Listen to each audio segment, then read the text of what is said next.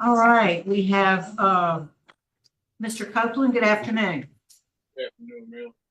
Would you introduce yourself? Tell us your name and DOC number. Yeah, Walter Copeland, 520-532. All right, Mr. Copeland, let me let you know we have some folks who are here with us today on Zoom and with us in Baton Rouge. And I'm going to introduce those people into the record.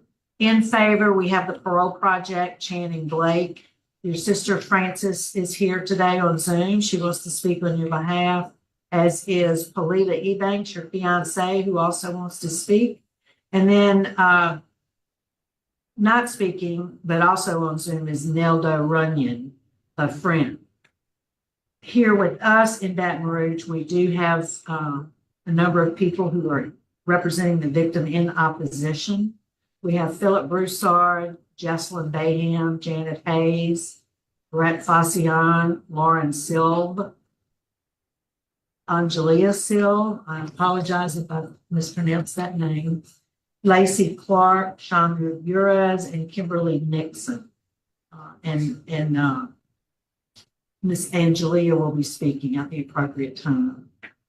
First, I have to read some identifying information into the record, Mr. Copeland. You are classified as a first felony offender. You're seeking a commutation of your sentence. You were sentenced in St. Tammany Parish in May of 2007 for a manslaughter conviction. You received a 35-year sentence.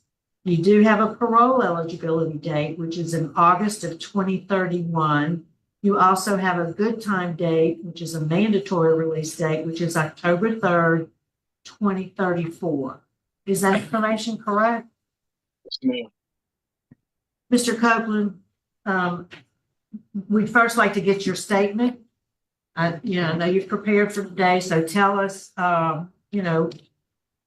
what your statement is. We'd like to hear what happened, why you're in prison, and what have you done since you've been in prison that makes you believe you're worthy of a favorable decision to make. Yes, ma'am. Good morning to you, Ms. Renassa, and members of the board. I would first like to say thank you for giving me this opportunity to come before you. And I'd like to begin by doing something that I waited 20 years, 5 months, and exactly 13 days to say. I do want to apologize to the Dwayne Seal family because I participated in a crime that directly led to his demise. He did not deserve that. No human being deserves to have their life taken from them. To Ms. Kelly Callender, who was also there, I put fear in her life and I put her through a great deal of trauma. And she also did not deserve that. And I'm sorry. Sorry for that night. I'm sorry for everything that I've been through. Thank you. In March 2005, March 11th, myself, 3 other individuals had conspired and agreed to rob somebody, Mr. William Seal's residence. Myself and another of the co-defendant, Michael Richardson, decided we would put on a disguise, cut the phone line to his house, go in through the back door, and rob him of his money.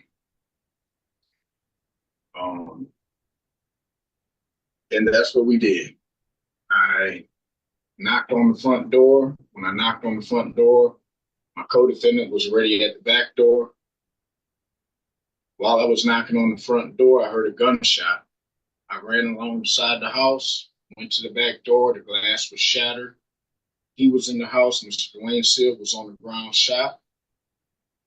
His girlfriend, Miss Kelly Callender, she was on the ground as well. And I fired my pistol into the air of the ceiling of the house. And I said, nobody move, tell us where the money's at. I stood there for approximately 1 minute while my co-defendant ransacked the house, went through the back of the house, came running out with a jewelry box and a bag, said, let's go. After that, we went to my house in Picayune, Mississippi, and I assisted him in destroying the evidence from that robbery and murder.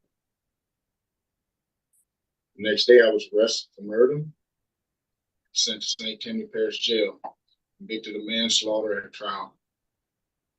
Since then, I've been in prison, and I just knew I had to change. At the time, ma'am, I was just making poor decisions no matter what anybody told me about my friends. They were my friends. I knew they were not doing the right things.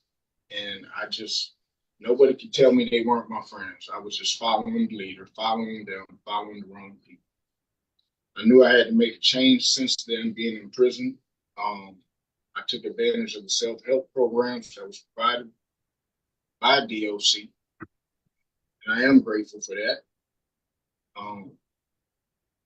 And I started to apply everything that I learned from the self-help programs. When I started to apply everything that these self-help programs taught, I started to see things differently. I started to think differently. And I started to see change in myself because other people were telling me I was changing.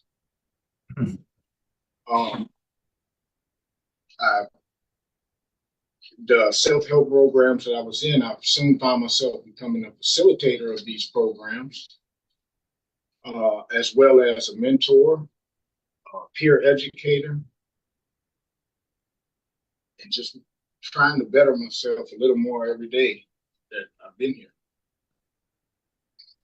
I don't think that I deserve anything, but today I'm just throwing myself at the mercy of the board.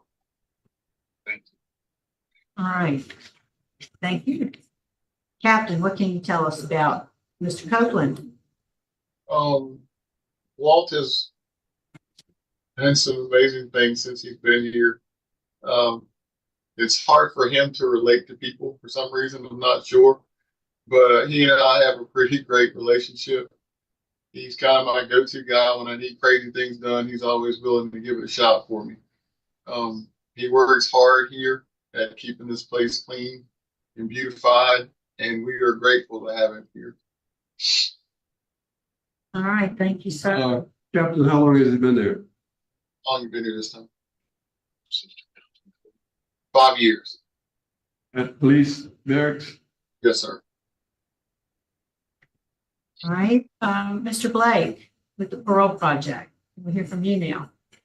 Good afternoon to this honorable board. Channing Blake with Louisiana Parole Project on behalf of Mr. Walter Copeland. He has trusted responsibility, good programming. He's a hospice volunteer. He's a certified dog trainer. He's a certified veterinary assistant. He's a peer educator and a mentor and many other things. And for these reasons, we've accepted him into our program. Should the board give him a favorable recommendation, we will provide him transitional housing, employment assistance, social norms, consumer skills, and many more. He will also be assigned a reentry specialist that'll guide him through his reentry process. Based upon his record and his rehabilitation, we ask that you grant him a favorable recommendation today. Thank you. All right. Thank you. Miss Frances Copeland.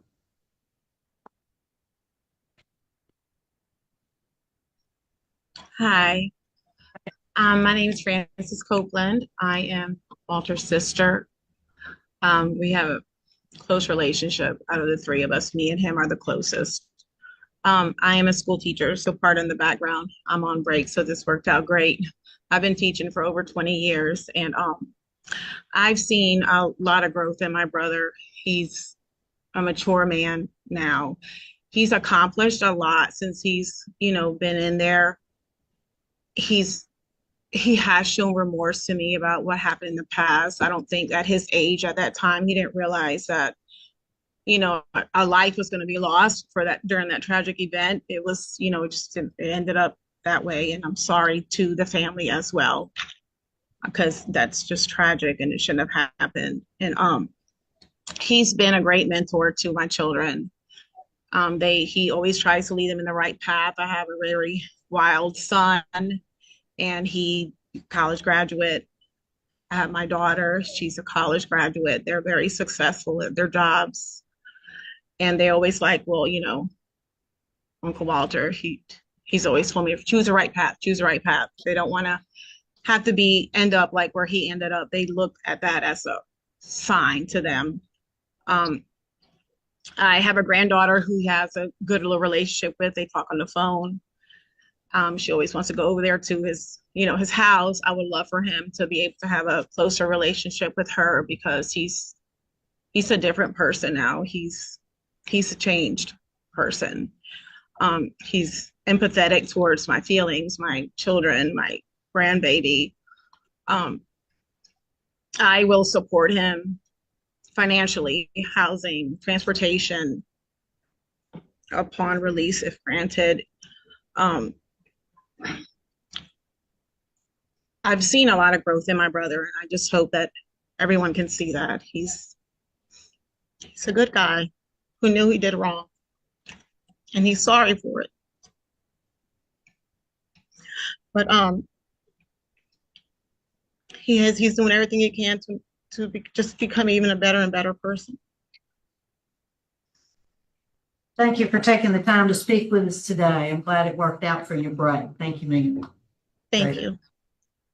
And Ms. Ebanks. Hi, good morning, Honorable Board. I'd like to say thank you for having me. I'm here to speak on behalf of Walter Copeland. I've known Walter for well over 15 years. And when we first met, he, never shied away from what he had done. He openly just told me what had happened, and he expressed sincere remorse for the crime that he had committed. Once I had been talking, I told him, I said, I know, coming to prison was the worst day of your life, Walter.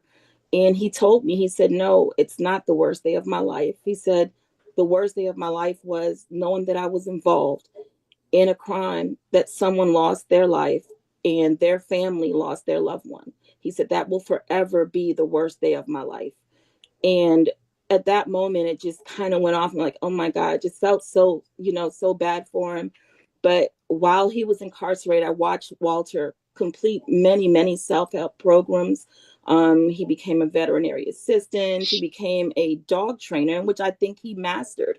And he trained dogs for military veterans. He trained service dogs, for military veterans. And I saw that he was so passionate, and he had impeccable pride in his work when he trained the dogs. And once the dogs were adopted out to the veterans, Walter just felt this passion, or this I don't know what the word I want to say right now, but he was so prideful about that. And so together we had developed a program that if he were ever to be released, that we would go into the juvenile detention center with that program, because it made a turnaround for Walter when he began training the most vulnerable of animals, because they came from shelters and they were unwanted, and Walter would train them, and they graduated the program and they went on to live a successful life with the military veterans. So it brought him so much pride and made him feel like he accomplished something in life. And we wanted to take that program and bring it into the juvenile detention center in Orleans Parish. I spoke with the district attorney's office, and we talked about it. They're in agreement with me, with him coming in there and help the youth that are incarcerated there or pretrial, to train dogs, to give them too a sense of pride as well. He worked hospice, and in there I saw the compassion that he had for his fellow inmates that were at their end of life.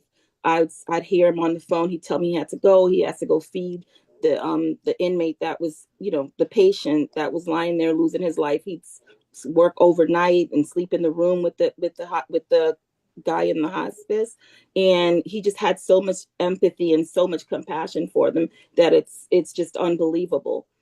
If Walter would be granted a favorable vote from the board today, Walter would be able to come home with me.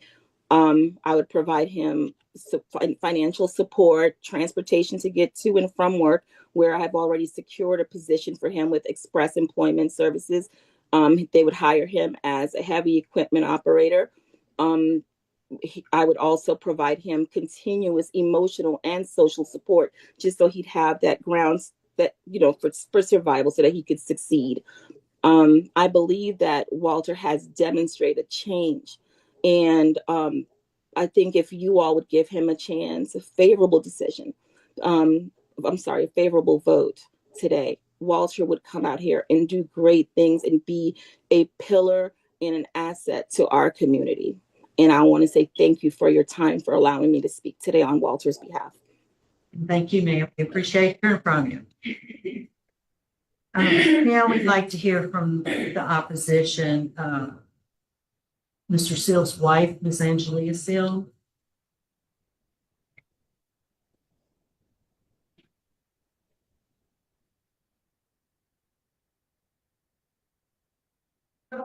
Yes, please.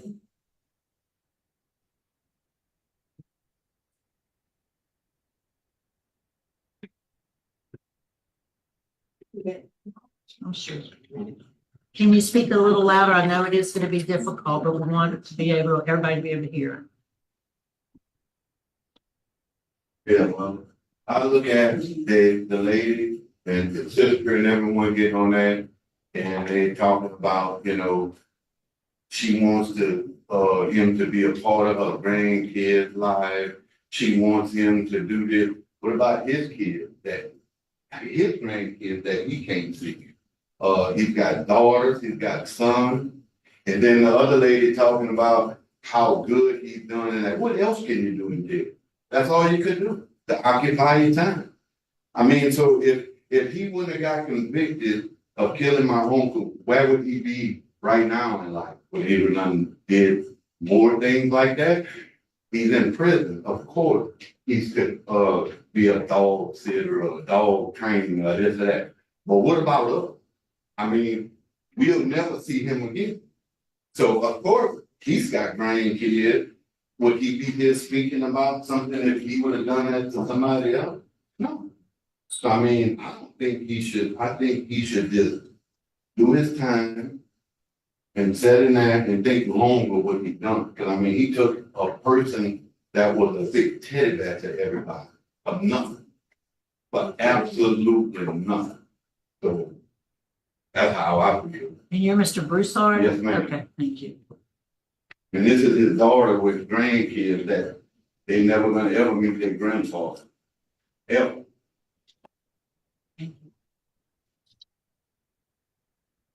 Oh, look,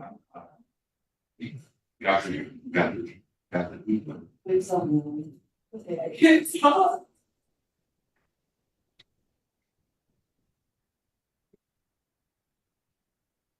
You're Lauren? Yeah, that's all. That's Lauren. Laura?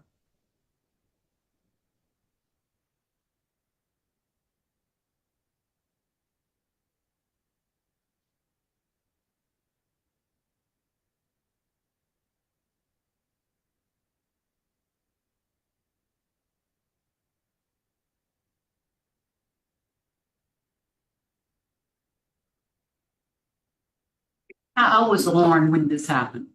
How old were you, baby? You were 9 years old? And do you have a sibling? 10? So there was a 9-year-old and a 10-year-old, right? And 12, so 9, 10, and 12? How did y'all find out about it? Who told you about it? You told them about it? And then what happened? After you found out about it? I didn't know until I got here. My mom didn't tell me. Uh-huh. And so we got here. She wasn't even able to tell me when we got here. Yeah. One of my cousins was like on side of their laws because she tried to keep it from them because she didn't know how to tell us. So when she said that, I said, laws, like, what happened? And my mom was like, don't, like, I didn't tell them. So still, like, all these years, I never knew what really happened. I would hear from other people, like, stories. But I never knew, like, what happened, why. Any of that. I never went to court. Well, you were too young probably when all that happened. I'm saying I never knew anything. So all these years, it's just like, everything just ripped from me at one time. And I just miss my daddy. We're glad you're here today. Ms. Sill? Ms. Angelia? You want to say a few words? If they knew what type of man he was, they'll know why to do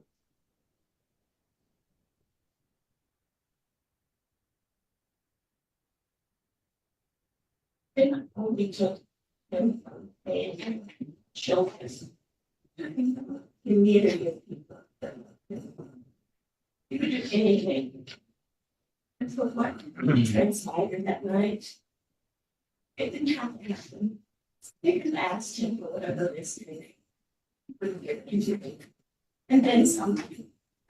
They took his life for 1,400 bucks. And then went to the zoo the next day, was treating people to the zoo, buying them stuff. And all the while, we mourning over someone that we lost, just outdoor and having a good time, you know? So, I mean, that's why I don't have sympathy for, you know, what they're trying to do, because, I mean, you can't just do things like that and just think you could just, you know, just come there and shed a couple little tears. I mean, are you really sorry for what you did? I mean, that's what you're supposed to say. You know, now what are you capable of when you get out? Yes, they can say, oh, we're gonna transportation them, we're gonna do this, we're gonna do that. You can't watch somebody 24 hours. I mean, if I was in a place like that, I would say whatever I needed to say. I would become a dog trainer too to get out. We appreciate you all being here, and we appreciate your position. We're gonna move on with our interview. And before, your case was assigned to Mr. Tillis. Mr. Copeland, I want to ask you one question. I do see that you, normally when we see somebody before the pardon board, the relief we would grant through a commutation of sentence would be parole eligibility. And I do see that you already have a parole eligibility date as well as a mandatory release date. What specifically are you asking this board for today? Ma'am, what I'm asking for, Ms. Renasa, is just a parole eligibility date. Sooner than the one you already have. Yes, Is that what ma'am. you asked? Okay, that's what I need to know. Mr. Tillis, any questions you may have? Good afternoon. I read through your case, really read through it, and I think the victim just said something. I was wondering, y'all robbed him of $1,400, Yes, sir. and you plotted and planned this? Yes, sir. I have no more questions. Any other questions? Well, I was just going to mention that before that happened, you had a violent criminal history against persons, primarily your mother. And it's listed on here that she called the police many times just to get it to stop. And so I do wonder about that with your behavior, because at one point she said she only wanted medical treatment for his behavior. So has there been a mental health workup for him? Warden, is that a warden? Has there been a mental health captain? Has there been a mental health workup? Not since he's been here, no ma'am. No, okay. All right, because November of 2000, September 29th, 2004, September 4th of 2004, August the 4th of 2004, then November of 2005, and then we start getting into where we are today. So I just wanted to bring that up. That was pretty violent. Any other questions? All right, I don't see any other questions, Mr. Copeland. I believe we are prepared to vote, and Mr. Tillis will be voting first. Mr. Copeland, as I read your case, I saw that you really made a change, and I commend you for that. But due to law enforcement opposition and victim opposition, my vote today is to deny. Please state that to me. I concur with Mr. Tillis for the same reason: law enforcement opposition and victim opposition. Mr. Prater. I concur with the same two reasons, plus the fact that it was premeditated. And, Mr. Freeman? I concur, it was planned out, law enforcement victimization. All right, Mr. Copeland, today your application for clemency's been denied. You do, as we have said, you do have an outdate. So, you know, I wanted to acknowledge your work with the Compassionate Care Program. That's not easy work. Thank you for doing that work. We appreciate it. But today, sir, your application's been denied.